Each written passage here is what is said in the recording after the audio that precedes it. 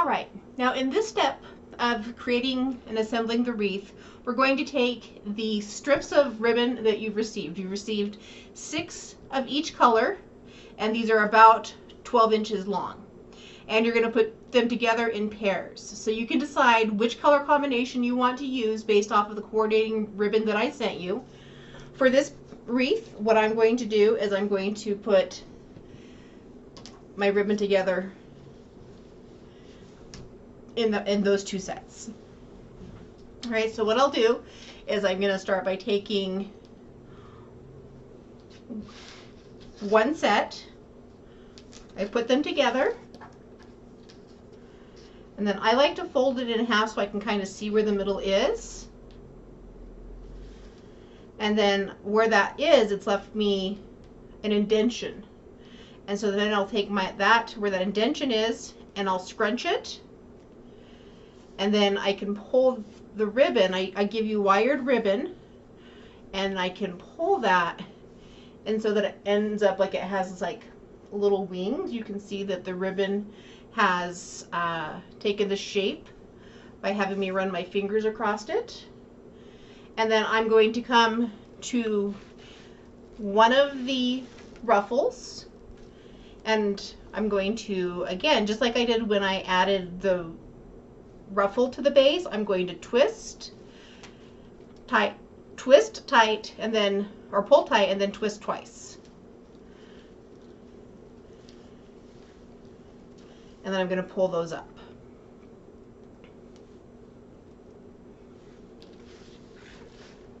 And then I'm going to go to the alternate colors now and do the same thing on the next set of ties. So bringing the 2 together.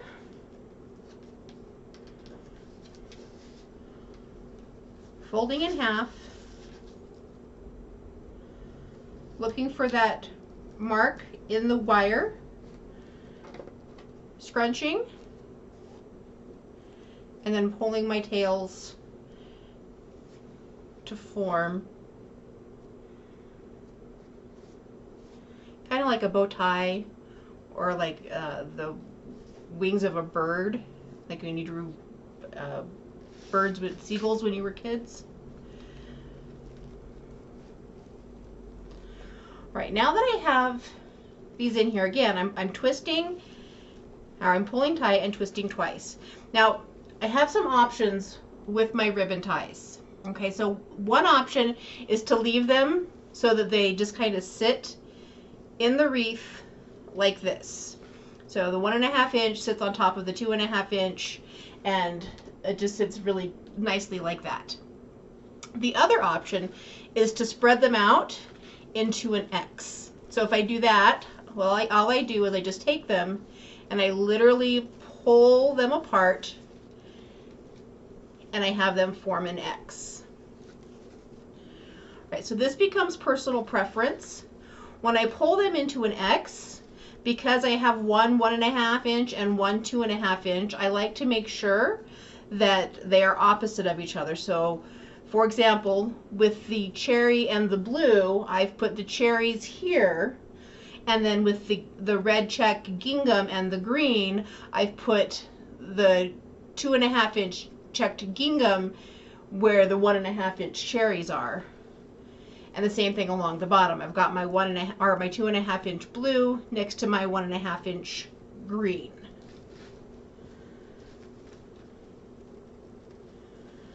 So this just becomes your personal preference and allows you to style the wreath how you'd like to style it. And then what I'm doing with this ribbon is I'm just pulling it with my fingers, kind of like a hairstylist pulls hair when they're getting ready to trim it. And that kind of warms the wire up and allows the wire to bend in the direction that you want it to bend.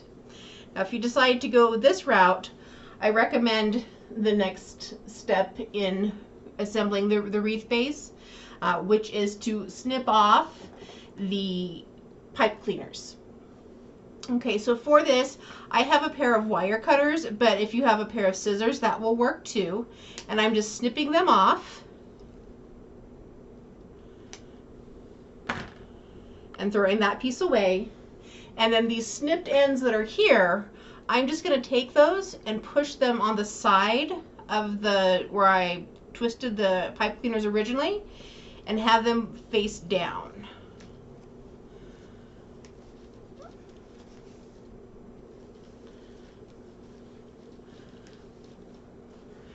So now I'm ready for the cherry and the blue again, because I'm alternating my sets.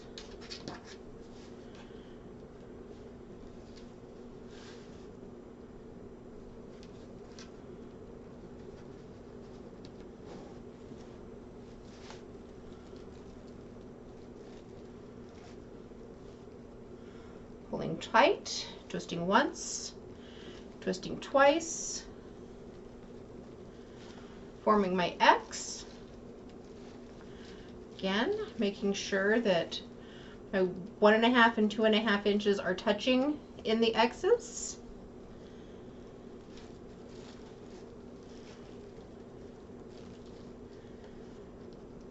Pulling that down, and then clipping off the ends of my twist tie, or my pipe cleaner, or my chenille stem, whatever you call it in your neck of the woods.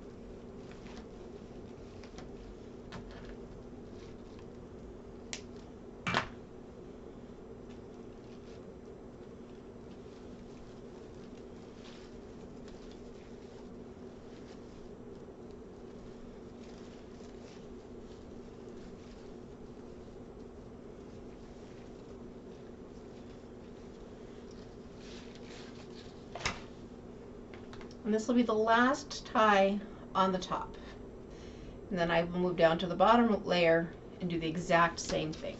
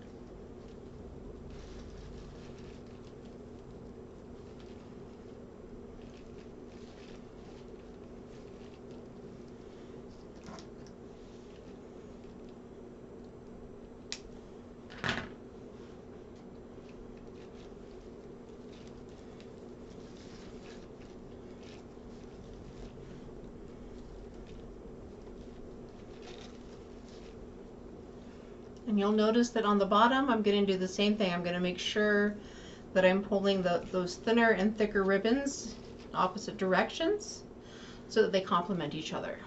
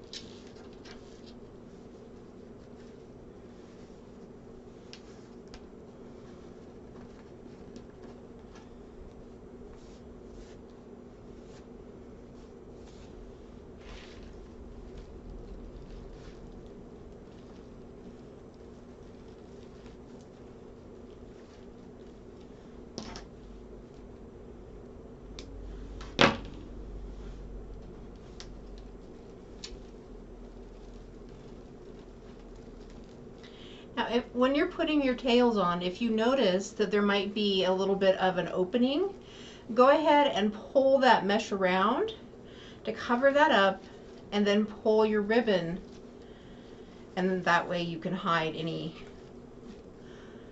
openings that may have started to occur based off of how the mesh is placed.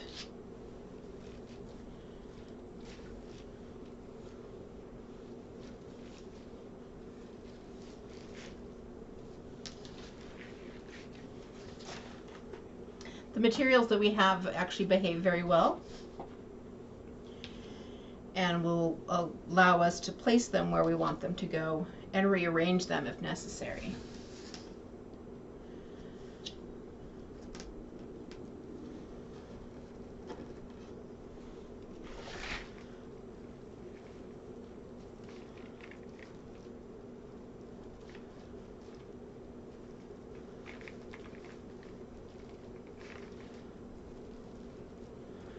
For example, here I've got a little bit of a hole, so I'm just going to find the ends of this ruffle and kind of pull them together and make sure again that they're butting up against next to their neighbors. And then once I've done that, then what I'll do is I will pull my ribbon and have it make the X.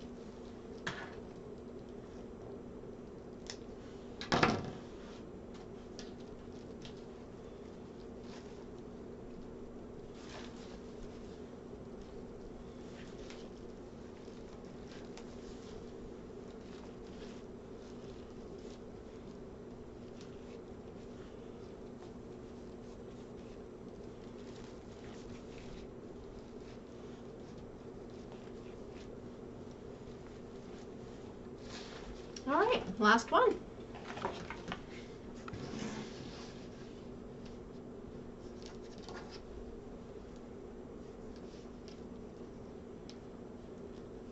Once I attach these, the next step will be to attach our sign and our bow. If you remember in the very first video that I was showing you what was in the box, I showed you the sign that had the cable mounts attached to it. The sign that you received should have the cable mounts and the pipe cleaners already attached to it.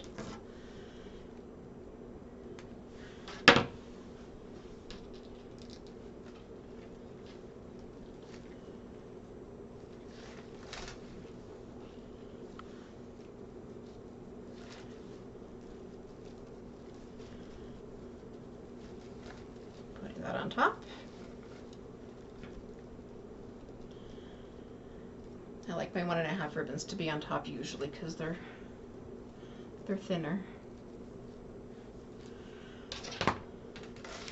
All right, so there is our completed base, and the next thing will be to add in our, like I said, our sign and our bow.